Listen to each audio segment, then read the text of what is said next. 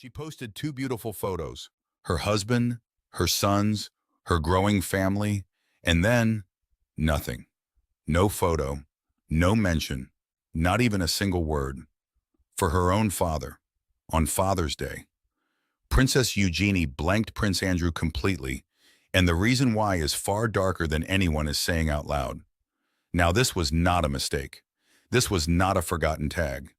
This was a deliberate, calculated public choice, and royal watchers caught it immediately. But here's what nobody is talking about. It's not just Eugenie.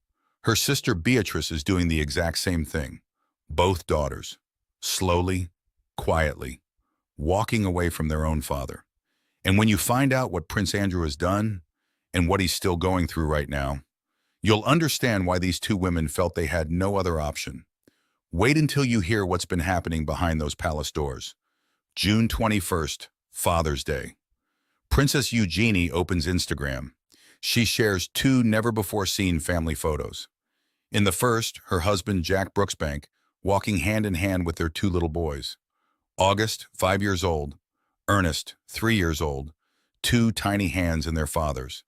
The second photo, Jack sitting in a church pew, keeping one of the boys entertained with toys and stickers. Sweet, tender, completely real. Her caption called Jack the best there is. She named him the family's chief child entertainer. Said their children couldn't ask for a better dada. Beautiful, right? Now here's where it gets interesting. Not one word about Prince Andrew. No photo, no mention, no Happy Father's Day, Dad. On Father's Day, from his own daughter. And in the royal world, every word is intentional. Every silence is a statement. This silence was deafening. So who exactly is Prince Andrew? Duke of York, Queen Elizabeth's favorite son, once one of the most powerful, most protected men in the entire British royal family. And now, a man his own daughters are publicly shown and deliberately stepping away from. And this didn't happen overnight. The signs have been building for months. Earlier this year, when Buckingham Palace officially announced Eugenie's third pregnancy, Andrew's name was not in the statement. Neither was Sarah Ferguson's. Eugenie's own mother. Think about that. Your daughter is expecting a baby, and you're not even mentioned. But it gets worse. Reports claim that Andrew didn't even hear about the pregnancy from Eugenie directly. He found out through his ex-wife. Sarah Ferguson had to be the one to tell him. His own daughter didn't pick up the phone. Let that sink in for a second, because this next part changes everything. You already know the headlines surrounding Prince Andrew. The Jeffrey Epstein connection, the Virginia Giuffre lawsuit, that BBC Newsnight interview, the one that made the entire palace cringe and ultimately forced him out of public life. He lost his royal duties.